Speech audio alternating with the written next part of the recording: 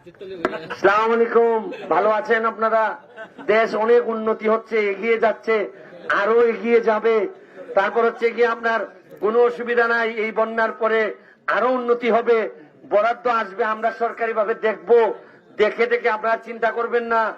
এগুলা এটা হইল গিয়া 2 নম্বরই মাছ শুনছেন নি আপনি? এটা আগে মিলাই দেখুন, মারছেন এইভাবে এরা।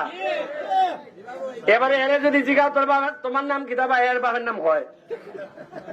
আর আইলো কোন সমস্যা নিয়ে বক্তব্য 18 বক্তব্য দেয়, দিয়া সমস্যার কথা কেউ কয়ই না।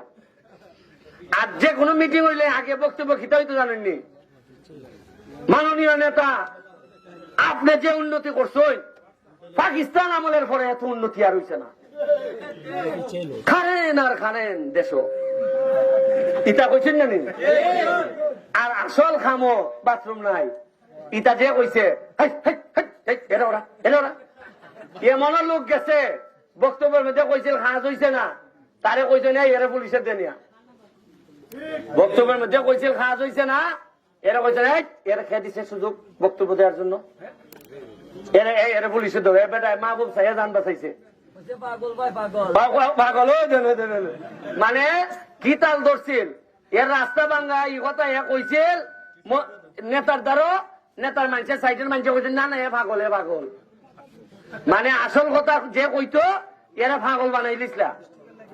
যাই হোক, আপনার লাগে দোয়া রইল।